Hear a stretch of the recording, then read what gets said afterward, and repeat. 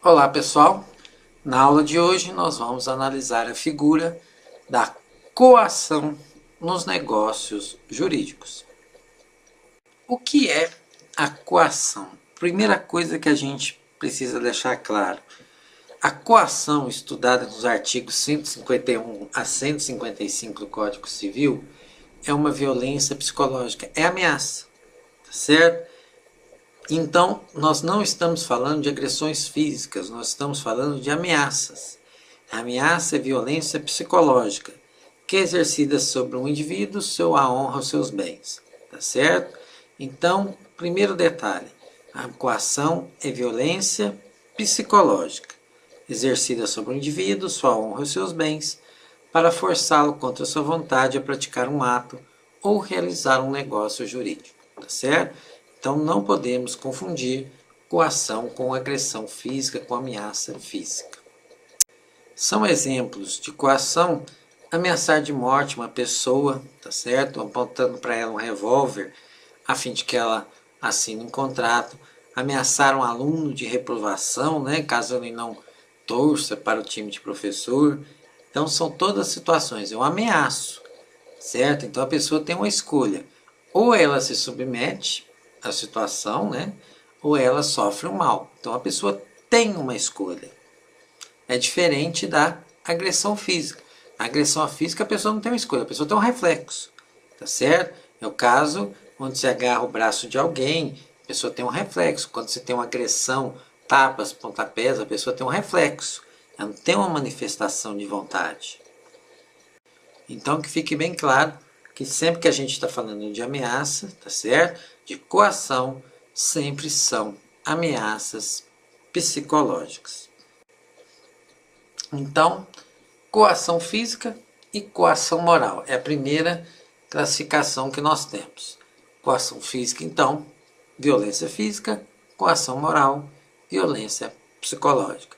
Nós estamos estudando coação psicológica, tá certo? A coação moral, essa que é possível tornar anulável o negócio jurídico. Ela é um vício da manifestação de vontade. A coação física, pessoal, nós até já falamos dela, lá no primeiro plano da escada pontiana. Ela torna inexistente a manifestação de vontade. Quando se tem violência física, agressão corporal, a pessoa tem um reflexo. Ela não manifesta a vontade, ela tem um reflexo. Quando eu estou dando pontapés, chutes, socos em alguém para assinar um contrato, a pessoa tem uma manifestação, ela não tem uma manifestação de vontade, ela tem um reflexo, tá certo? Ela assina o contrato um reflexo, não é uma manifestação de vontade. É diferente quando eu ameaço a pessoa, aponto um revólver. A pessoa escolhe, ou ela vai levar um tiro, ou ela assina um contrato, tá certo? Mas quando eu pego o braço da pessoa, quando eu dou pontapés, chutes, a pessoa tem um reflexo. Não é uma manifestação, não é algo refletido, tá certo?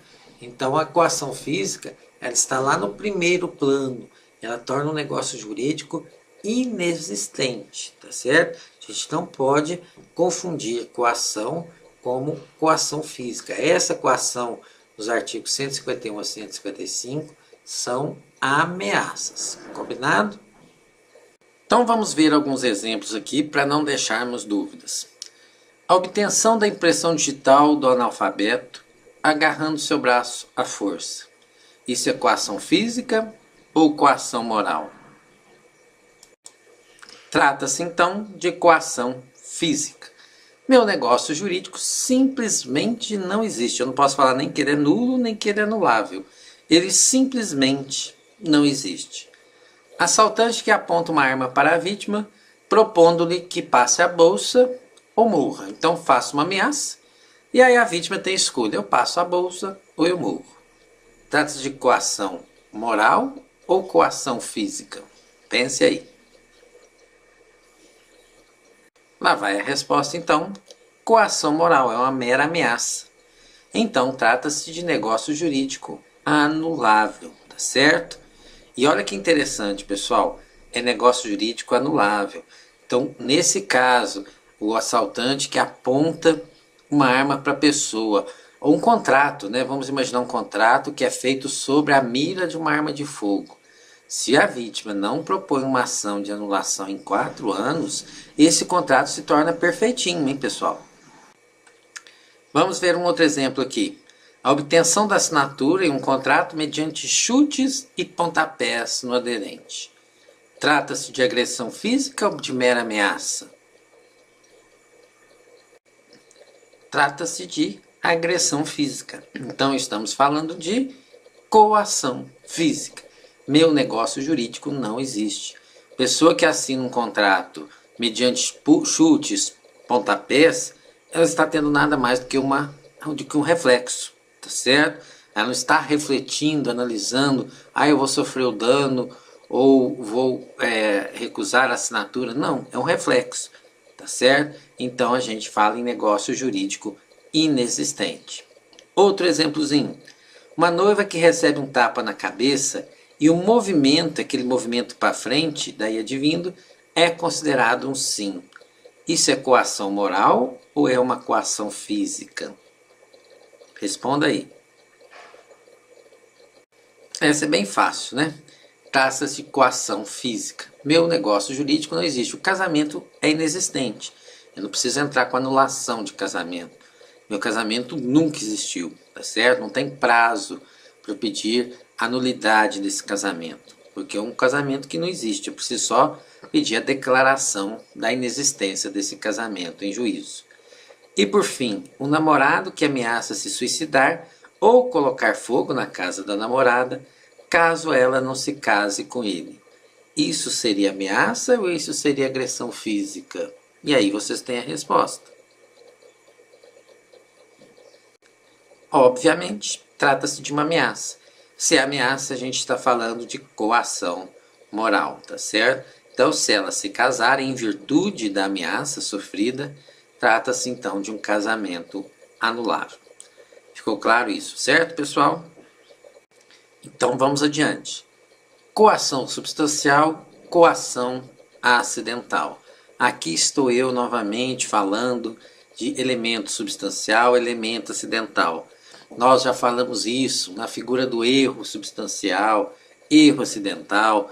Voltamos a falar isso no dolo, dolo substancial, dolo acidental. E agora estamos falando coação substancial, coação acidental. O que era isso? O elemento substancial e acidental no erro e no dolo. Erro e no dolo.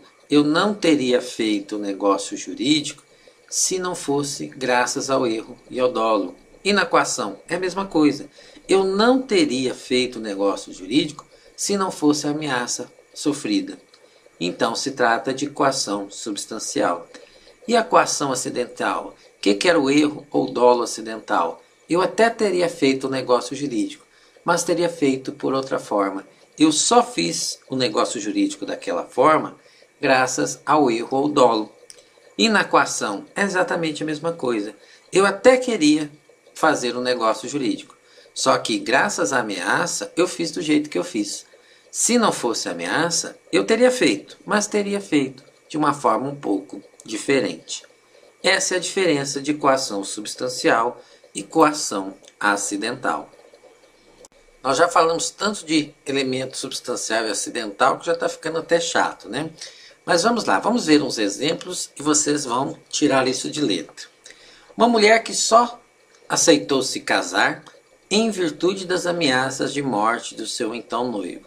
Se não fosse em virtude das ameaças, ela não teria se casado.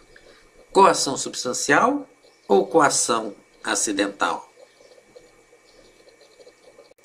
Fácil, não? Coação substancial. Ela só se casou graças à ameaça sofrida.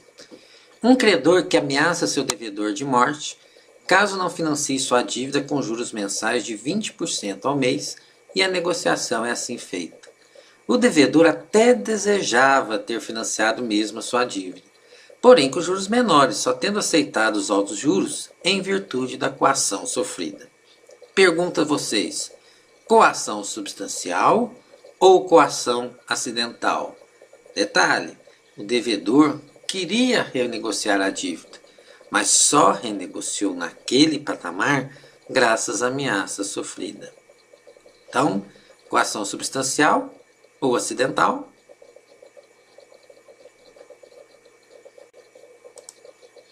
Fácil, não? Coação acidental. Permite fazer o quê? Ou se paga perdas e danos, ou se altera o negócio jurídico existente. Essa é a sua situação. Terceiro exemplo. João assume uma dívida imensa com José, que é o irmão da Maria, em virtude de uma chantagem desta, da Maria, que foi sua amante, pois agora está ameaçando contar para todos sobre o caso extraconjugal. Coação substancial ou coação acidental? A pergunta é, o João queria assumir essa dívida? Ele assumiu a dívida só em virtude da ameaça sofrida. Se não fosse ameaça sofrida, ele não teria assumido dívida nenhuma. Então você já tem como apresentar a resposta. E a resposta, obviamente, é coação substancial. Meu negócio jurídico é anulável. O João só fez um negócio graças à ameaça sofrida.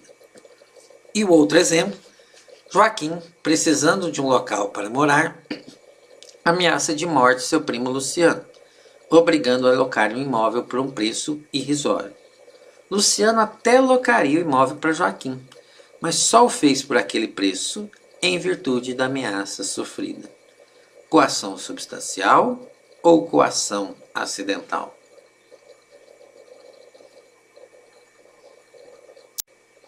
Simples. Coação acidental. Se não fosse pela ameaça, o Joaquim teria feito a locação, só teria feito de uma forma diferente. Então o que fazemos nesse caso? Nós não vamos anular a locação, mas nós só vamos alterar os termos, o preço da locação existente. Correto? Então agora vamos analisar os requisitos que a doutrina cita a respeito da coação. Primeiro dos requisitos é que a coação, essa ameaça que a gente faz, deve se referir a um dano grave, certo? Deve se referir a ameaça de morte, ameaça de cárcere privado, ameaça de desonra, ameaça de uma mutilação, de um escândalo, tá certo? Então deve ser uma questão grave. É o que está lá no artigo 151. A coação para viciar a declaração de vontade há de ser tal que incuta ao paciente fundado temor de dano. Então não é qualquer situação que pode ser alegado como coação. Então vamos ver esse exemplo aqui. Pedro ameaça Ana de terminar o namoro caso eles não se casem em 60 dias. Diante dessa ameaça, Ana se casa. Posteriormente ao casamento, Ana deseja pedir anulação alegando coação moral. Ela só se casou graças à ameaça do Pedro de terminar o namoro. Será possível? A ameaça de terminar um namoro é possível considerar-se como uma ameaça grave? Tenho certeza que não, nem para os mais apaixonados, né? Então, ameaçar terminar namoro não é uma situação que a lei considera como uma situação grave, apta a anular um negócio jurídico tão sério, por exemplo, como um casamento. Vamos ver um outro exemplo. Ana ameaça excluir seu namorado Pedro do WhatsApp, caso mesmo não celebre uma escritura de reconhecimento de união estável. Após celebrar a escritura, Pedro deseja anulação pela coação sofrida.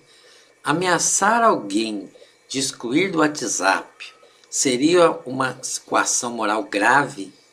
Seria uma ameaça grave?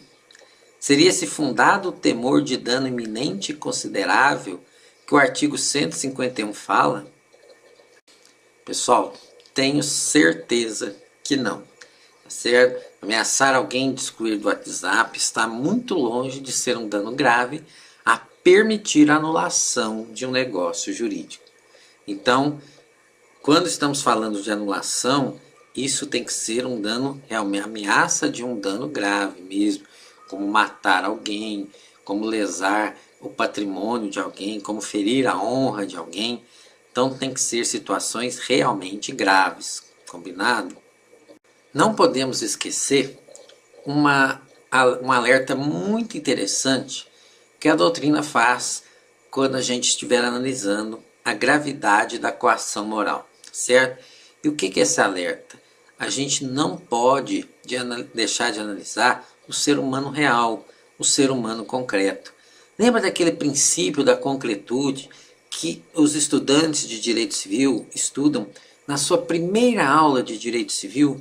O que é o princípio da concretude? Que fala, entre outras coisas, que o direito civil está a tratar com o ser humano concreto, o ser humano real, o ser humano de carne e osso. Tá certo?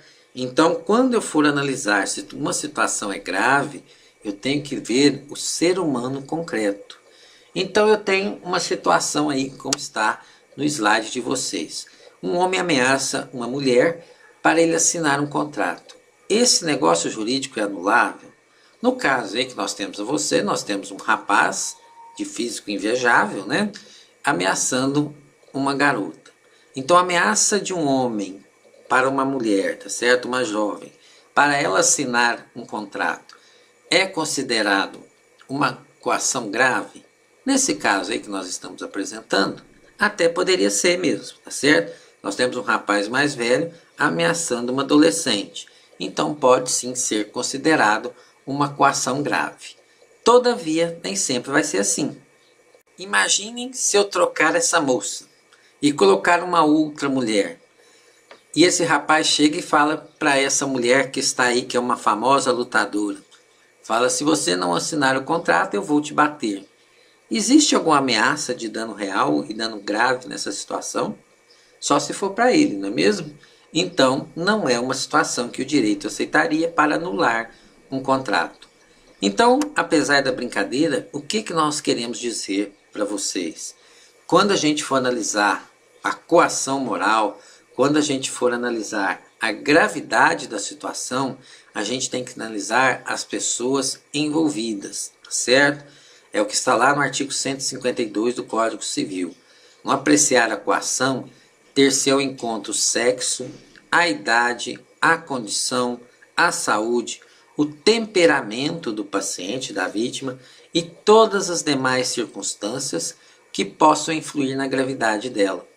Então, se é verdade que normalmente o homem que ameaça a mulher é um dano grave, isso nem sempre acontece. Se é verdade que toda vez que um jovem ameaça um idoso é considerado um dano grave, isso nem sempre acontece, certo? Nós temos exceções. Todas as vezes que um homem ameaça uma mulher grávida, isso é um dano grave? É um dano grave, mas nós temos exceções. Todas as vezes que um homem armado ameaça um cidadão comum, é um dano grave? É um dano grave, mas nós temos exceções, tá certo? Então, temos sempre que analisar o caso concreto. Ficou claro?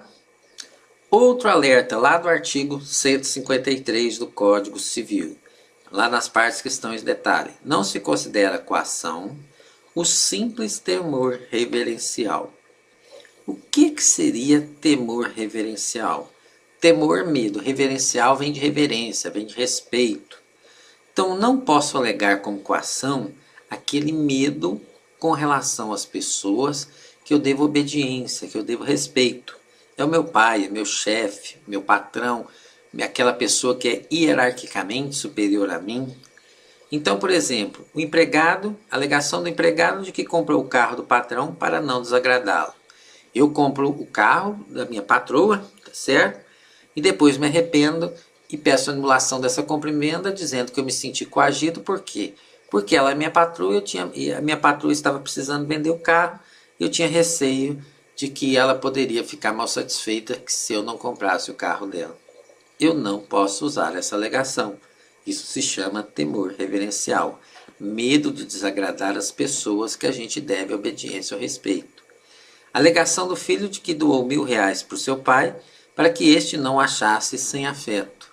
Então, o filho que doa R$ 1.000 para o pai, passa um tempo, o filho se arrepende e pede anulação da doação, dizendo, olha, eu fiz a doação porque eu estava sob pressão moral, uma ameaça, eu me senti ameaçado.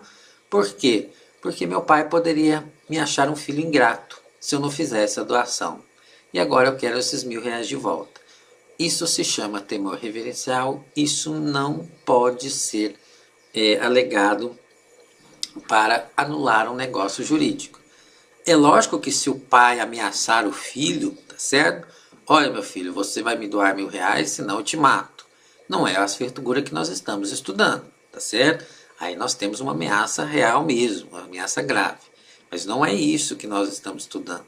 Nós estamos estudando a situação do filho que olha para o pai e fala, poxa, meu pai precisa de R$ 1.000, eu estou doando R$ 1.000 para ele, por quê? Porque se eu não doar, ele vai me achar um filho ingrato, tá certo? Então é aquele temor que eu tenho de que meu pai possa me achar um filho ingrato, tá certo? Isso é a figura do temor reverencial. Igualzinho na situação do soldado, de que compra um objeto do coronel, com medo do coronel se sentir desgostoso com relação a ele, tá certo? O coronel não me fez uma ameaça.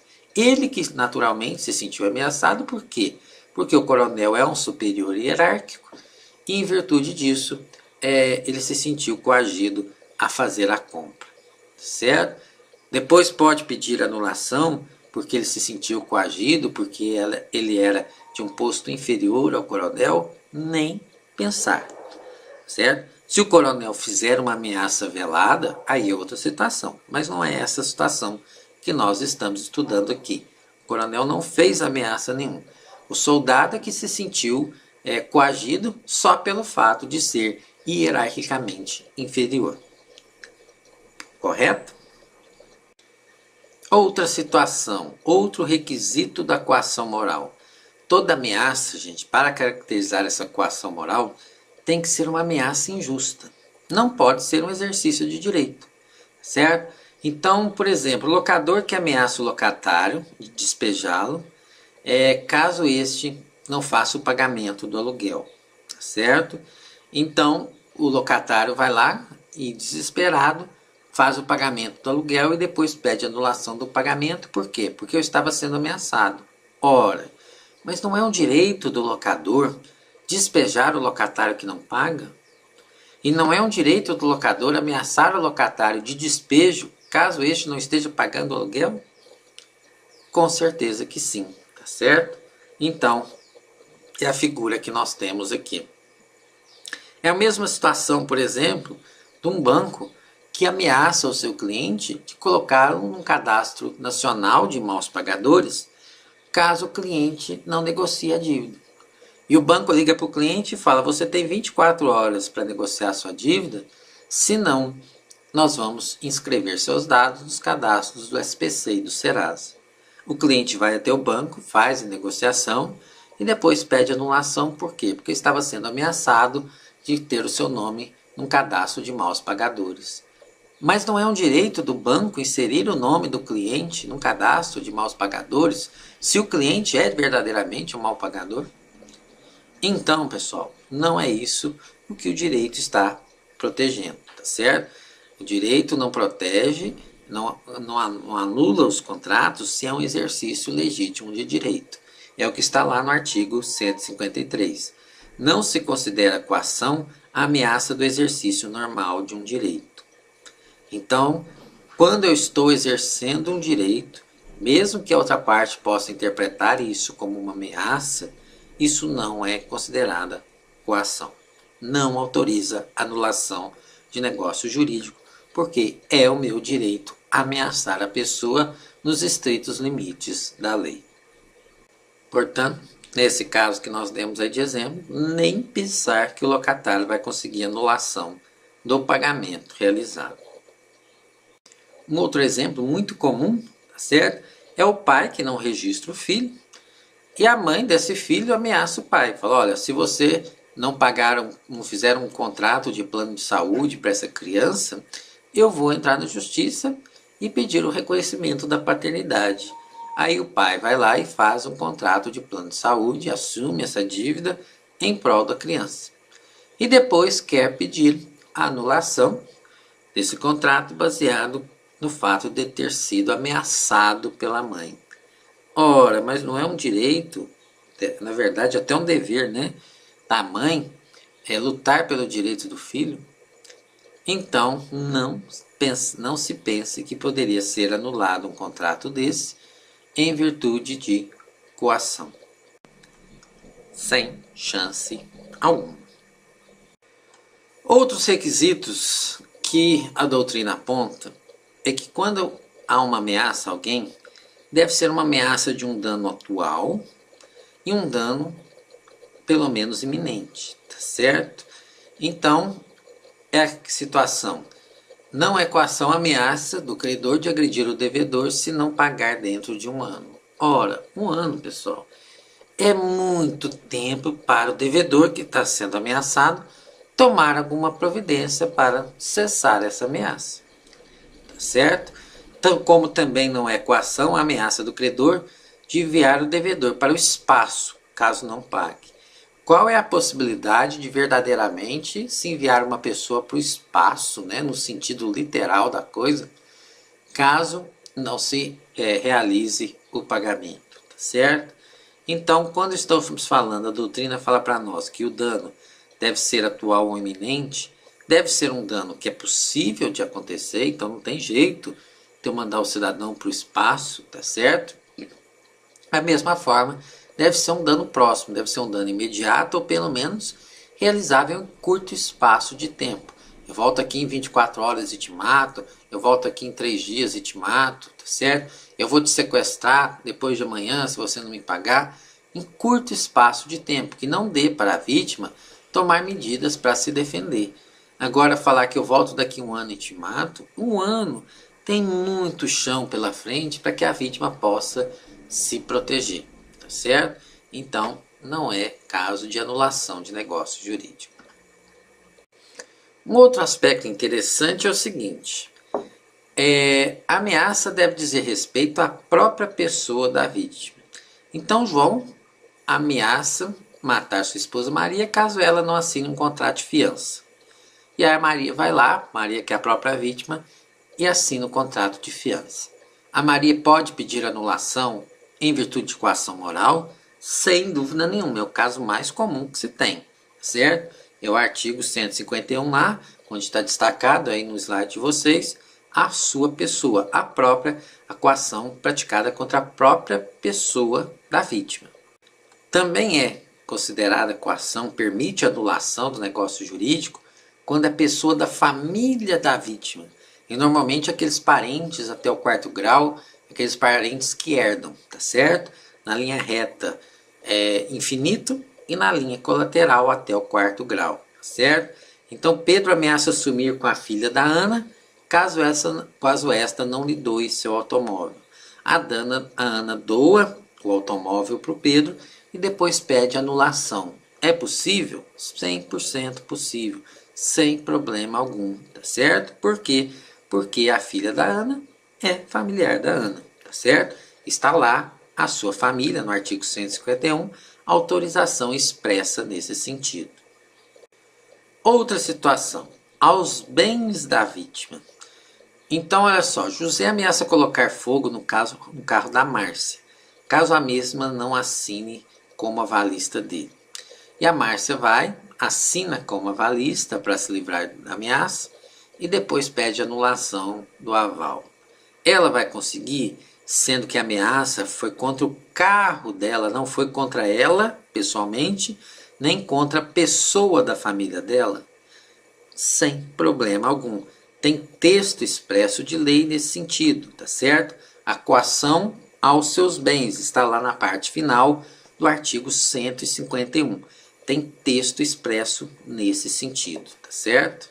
Então, apesar do dano ter que ser grave, admite-se também com relação aos bens da própria vítima. Agora, e se for uma pessoa que não é a própria vítima e não participa da família da vítima, tá certo? Então vamos supor, Ricardo vê uma pessoa desconhecida ser mantida refém em um banco e, para evitar-lhe a morte, transfere todo o seu dinheiro para o bandido. Após o fim da coação, requer anulação da transferência. Terá sucesso mesmo sem conhecer a vítima da coação? Então Ricardo viu uma moça que ele nunca tinha visto anteriormente e, para evitar um mal a essa moça, ele transfere seus bens para o bandido.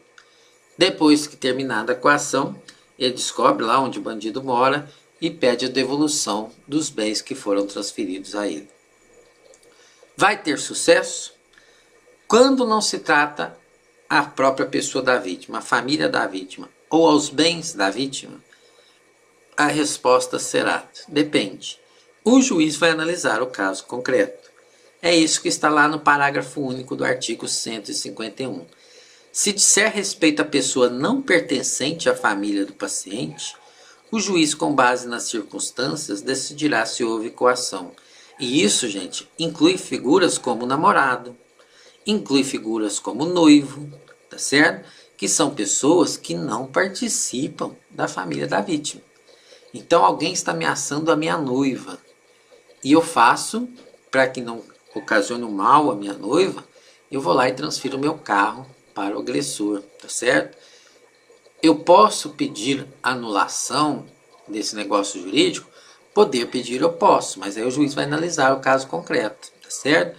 É lógico que o juiz vai anular, tá certo? Eu sei que o juiz vai anular, por quê? Porque foi em fruto de uma ameaça.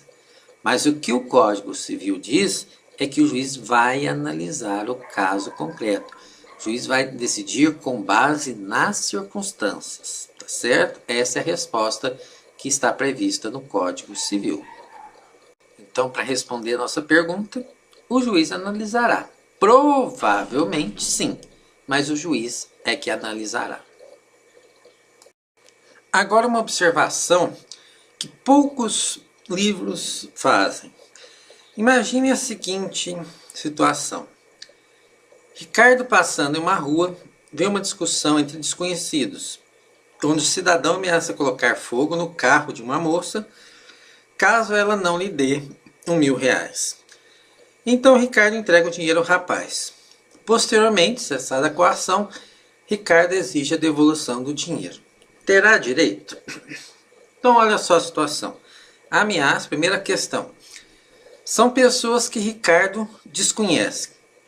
A ameaça não é relativa a ele, nem à família do Ricardo, nem aos bens do Ricardo. Então, a ameaça é dirigida a bens de terceiros, tá certo?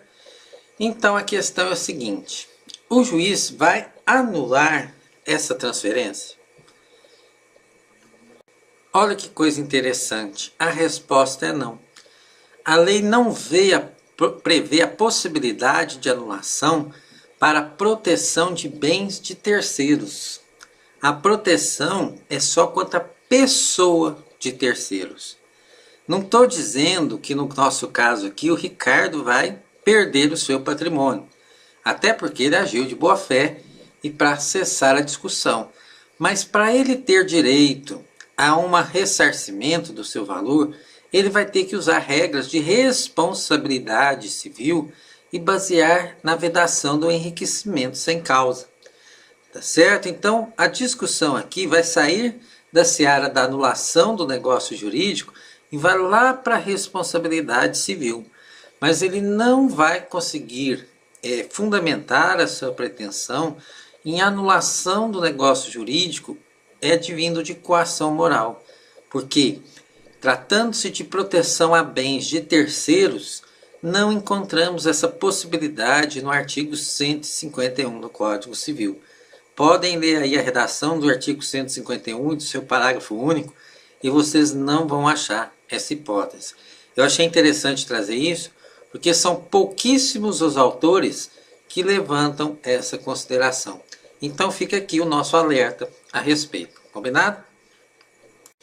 Outra situação, essa sim é bastante ventilada pelos doutrinadores. E se a coação for dirigida contra a própria pessoa do coator? O coator está ameaçando ele mesmo. O exemplo mais simples da gente explicar isso. Um filho ameaça se suicidar caso o pai não lhe doe um carro. A doação é feita e a coação se extingue. O pai posteriormente deseja anular tal doação. Será possível? Então o filho chega para o pai e fala: pai, se você não me doar um carro, eu me mato. O pai, logicamente, desesperado, faz a doação. Mas depois o pai se arrepende e quer anular aquela doação porque ele só fez a doação em virtude da coação moral praticada. Ele pode exigir a anulação da doação? Olha, pessoal, a resposta é um tanto óbvia, tá certo? Então, no caso da coação, ser dirigida contra a pessoa da minha família, tá certo? E aí meu filho fez ameaça contra ele mesmo, e ele é meu filho, é pessoa da minha família, está lá expressamente no artigo 151, eu posso pedir anulação sem problema algum, tá certo? Isso aí é bem pacífico, tanto na doutrina quanto na jurisprudência e nas questões de concurso que exigem essa matéria. Agora já caminhando para a parte final da nossa aula. E a coação de terceiro? Sempre tem a figura do terceiro, né?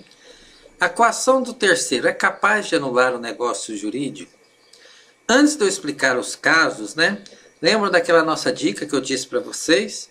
O direito não protege quem está de má fé e o direito não prejudica quem está de boa fé. Vocês usarem essa regra, pessoal, vocês não vão errar as respostas a respeito disso.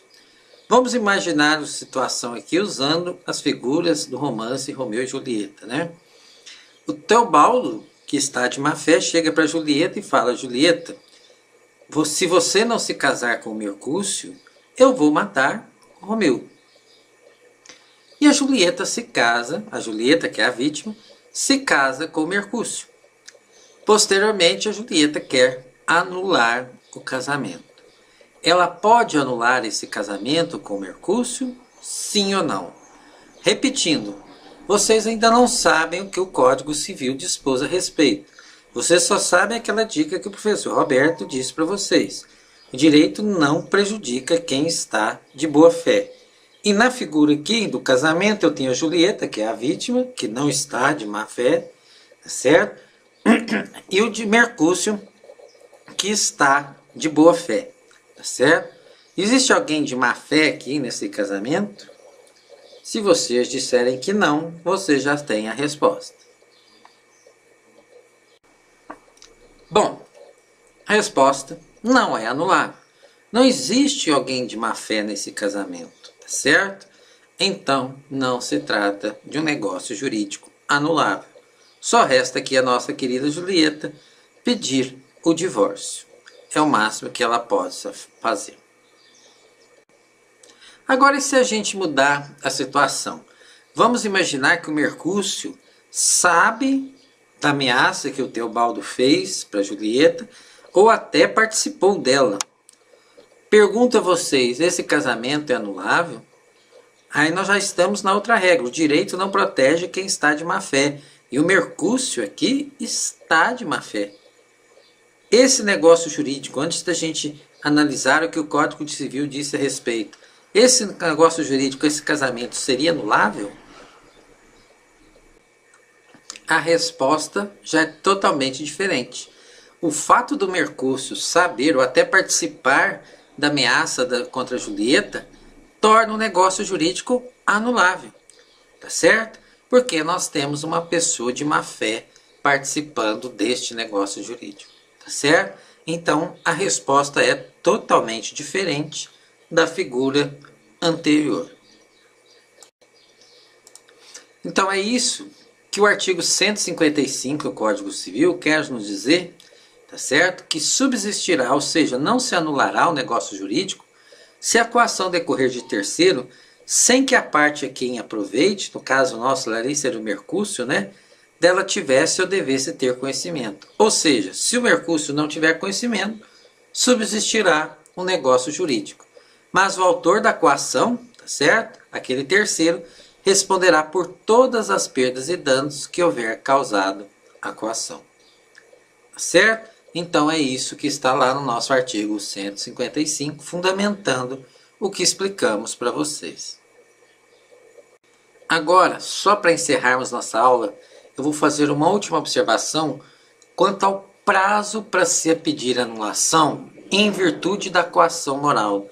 E aí, pessoal, eu vou pedir muita atenção, porque isso aqui é diferente dos prazos que nós estudamos para as outras formas de coação, tá certo? Então, muita atenção nisso. Todas as figuras que nós estudamos, erro, dolo, das figuras que nós vamos estudar, fraude contra credores, estado de perigo, lesão, tá certo? Até a simulação, Todos os prazos de 4 anos começam a contar do dia em que se realizou o negócio jurídico, do dia que se realizou os contratos, que os contratos foram realizados, tá certo? Do dia que se realizaram os contratos. No caso da coação, não. No caso da coação, o prazo de 4 anos só começa a contar no dia que a ameaça cessar. E não podia ser diferente. Não tem como você pedir à pessoa que está sofrendo ameaça para ela ir à justiça e pedir anulação do negócio jurídico.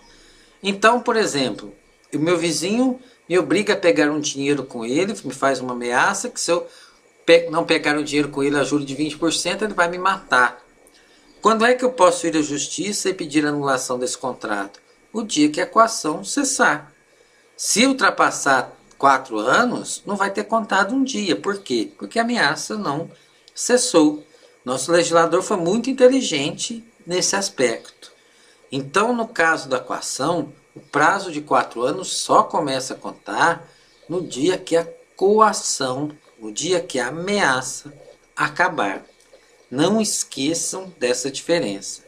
Todavia, de uma maneira muito triste, quando vocês forem estudar lá o direito de família, vocês vão ver que essa regra de que o prazo só começa a contar a partir do fim da coação não se aplica em matéria de casamento. O artigo 1560, inciso 4º do Código Civil, fala que a coação em matéria de casamento conta-se a partir da data do casamento, da data da celebração, que é um absurdo. Então, se uma mulher é ameaçada a se casar, o prazo de 4 anos para anulação do casamento inicia-se da data do casamento, mesmo que ela continue sob a ameaça do seu marido.